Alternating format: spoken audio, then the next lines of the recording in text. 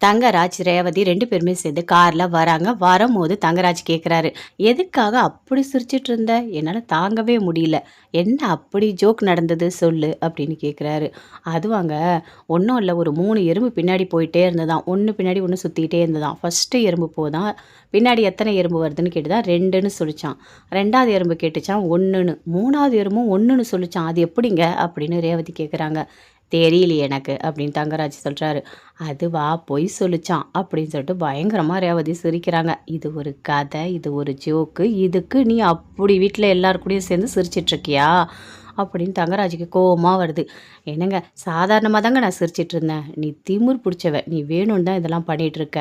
அப்படின்னு சொல்லிட்டு தங்கராஜ் அப்படியே கோவப்படுறாரு. ஐயோ கடவுளே! இவர்கிட்ட வந்து மாட்டிக்கிட்டோமே அப்படின்னு சொல்லிட்டு. அப்படி என்ன உனக்கு சிரிப்பு? அப்படின்னு சொல்லிட்டு ரொம்ப டென்ஷனா கேட்டுட்டே வராரு.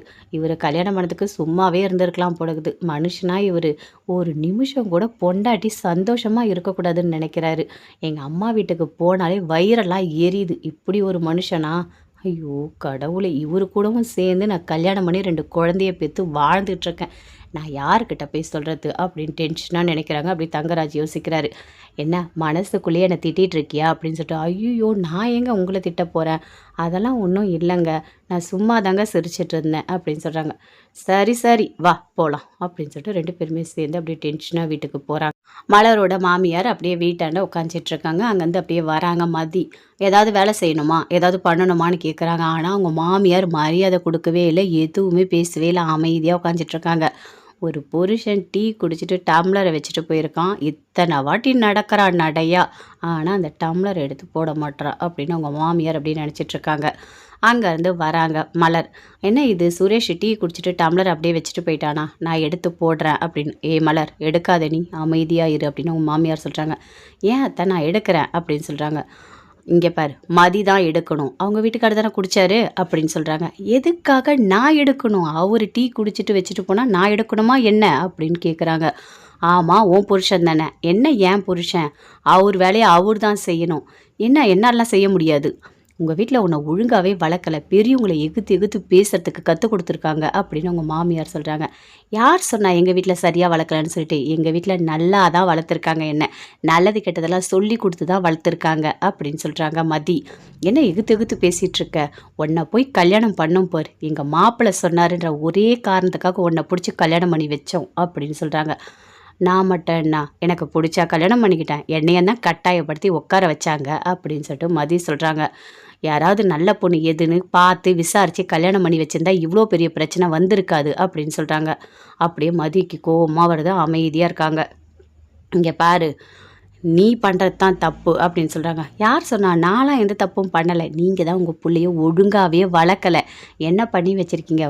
டீ டம்ளர் அங்கேயே வைக்கிறாரு. சாப்பிட்ட தட்டை அங்கேயே வைக்கிறாரு. அடுத்தது வீட்டில் ரூமில் துணியெல்லாம் கழட்டி அங்கங்கே போடுறாரு. நீங்கள் என்ன நல்லது கெட்டது சொல்லி கொடுத்து உங்கள் பிள்ளைய வளர்த்துருக்கீங்க? எங்கள் வீட்டிலாம் அப்படி இல்லை. சாப்பிட்டா சாப்பிட்ட தட்டை எடுப்போம். டீ குடித்தா கொண்டு போய் கரெக்டாக சிங்க்கில் போடுவோம். துணியெல்லாம் எடுத்துகிட்டு போய் அழுக்குதில் கரெக்டாக போடுவோம். இப்படி தான் நாங்கள் வளர்ந்துருக்கோம். உங்கள் பிள்ளையோடது எடுக்கிறதுக்கு தான் நான் கல்யாணம் பண்ணிட்டு இங்கே வந்திருக்கேன்னா என்ன அப்படின்னு கேட்குறாங்க. என்ன வேலை செய்கிற திமிரில் பேசுகிறியா? 20,000 20,000 2,000 முக்கியம் இல்லைங்க. என்னோட வேலையை நான் செஞ்சிட்ருக்கேன். எது தப்பு சரின்னு எனக்கு தெரியும் அப்படின்னு சொல்லிட்டு அங்கேருந்து அப்படியே போகிறாங்க. திமிர் பிடிச்சவ எப்படி பேசிகிட்டு இருக்கா அப்படின்னு சொல்லிட்டு அவங்க மாமியார் அப்படியே உட்காந்துக்கிறாங்க. ஐயோ ஐயோ என்னன்னே தெரியல, நெஞ்சு வலிக்குது, தாங்க முடியலையே, ஐயோ ஐயோ அப்படின்னு அப்படியே கத்துறாங்க. அப்படியே அமைதியாக பக்கத்தில் மலர் வந்து உட்காராங்க. அத்தை தண்ணி குடிங்க அப்படின்னு சொல்கிறாங்க. ஐயோ மூச்சு முடியல, மூச்சு விட முடியல, ஐயோ முடியலையே அப்படின்னு சொல்கிறாங்க. என் பிள்ளைய நான் ஒழுங்காக வளர்க்கலன்னு சொல்லிட்டாலே, என் பிள்ளைய நான் ஒழுங்காக வளர்க்கலன்னு சொல்லிட்டாலே அப்படின்னு அப்படியே நடிக்கிறாங்க. அவங்க மாமியார் அங்கேருந்து அப்படியே மதி வந்து நின்று பார்க்குறாங்க. மலரும் பார்க்குறாங்க. இவங்க நடிக்கிறாங்கன்னு சொல்லிட்டு 2 பேருக்குமே தெரியுது. எனக்கு கொஞ்சம் காற்று வரலன்னு வீசிலாம் விட்டுட்டு இருக்காங்க. அங்கேருந்து அவங்க வீட்டுக்கார் வராரு. ஏய் என்ன கத்திட்டு இருக்க அப்படின்னு கேட்குறாரு. என்னங்க என்னங்க நடக்குது இங்கே? என்னால் தாங்க முடியலங்க. இந்த மதி இருக்கால திமிர் பிடிச்சவ ரொம்ப திமிரா பேசுகிறாங்க. நான் சுரேஷை ஒழுங்காக வளர்க்கலன்னு சொல்கிறாங்க. எனக்கு நெஞ்சு வெளியே வரா மாதிரி இருக்குங்க. என்னால் முடியலங்க. நான் போய் சேர்ந்துருவணும் இன்னும் தெரியலையேங்க. ஸ்ருதியெல்லாம் நல்லா பார்த்துக்கங்க அப்படின்னு சொல்லிட்டு அப்படி சொல்கிறாங்க. அதெல்லாம் உனக்கு ஒன்றும் ஆகாது, ஒன்றும் ஆகாது அப்படின்னு சொல்லிட்டு அவங்க வீட்டுக்கார் சொல்லிட்டு இருக்காரு.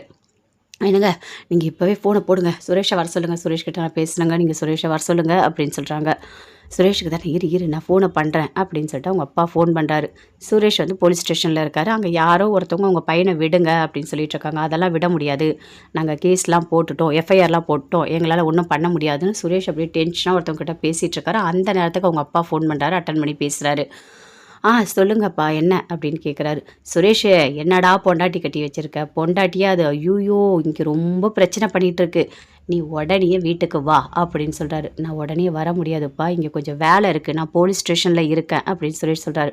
உங்கள் அம்மாவுக்கு வேறு நெஞ்சு வலி வந்திருக்குடா, சீக்கிரம் வா, வேலைலாம் அப்புறம் பார்த்துக்கலாம் அப்படின்னு சொல்லிட்டு ஃபோனை கட் பண்ணுறாரு. ஐயோ கடவுளே, வேலைக்கு வந்தாலும் நிம்மதியாக வேலை செய்ய முடியல, வீட்டில் ஏதாவது ஒரு பிரச்சனை அந்த மதி பண்ணிகிட்டே இருக்கா, அவள் ஏன்னா இப்படி இருக்காளோ தெரியல, ஒரு பெரியவங்கள கூட அட்ஜஸ்ட் பண்ணியே போக மாட்றா, ஐயோ கடவுளே 2 பேர்கிட்ட மாட்டிக்கிட்டு நான் ரொம்ப கஷ்டப்படுறேன் அப்படின்னு சொல்லிட்டு போலீஸ் ஸ்டேஷனில் பர்மிஷன் சொல்லிட்டு வீட்டுக்கு போகிறாரு. எல்லாருமே வீட்டில் இருக்காங்க. வாடா வா, உன் பொண்டாட்டி என்னை கேட்குறா, உன்னை ஒழுங்காக நான் வளர்க்கலையாம் அப்படின்னு சொல்லிட்டு. மதி, நீ எதுக்காக இப்படிலாம் பண்ணிகிட்ருக்க, எப்போ பார்த்தாலும் என்ன நீ டார்ச்சர் பண்ணிகிட்ருக்க, ஒரு துணியை போட்டால் கூட எடுக்க மாட்டேன், எதுவுமே செய்ய மாட்டேன், இப்போ எதுக்கு அம்மாவை போட்டு இப்படி கஷ்டப்படுத்திகிட்டு இருக்க அப்படின்னு கேட்குறாரு. யாரை நான் கஷ்டப்படுத்திகிட்டு இருக்கேனா, நீங்கள் டீ டம்ளர் வச்சுட்டு போனால் நான் எடுக்கணுமா அப்படின்னு கேட்குறாங்க. சரி விடு, அம்மாவை எதுக்கு எதிர்த்து பேசுனேன், அப்படி தாங்க பேசுவேன், என்ன தேவையில்லாத இதை பண்ணு அதை பண்ணுன்னு சொன்னால் நான் கேள்வி கேட்க தான் செய்வேன் அப்படின்னு மதி சொல்கிறாங்க.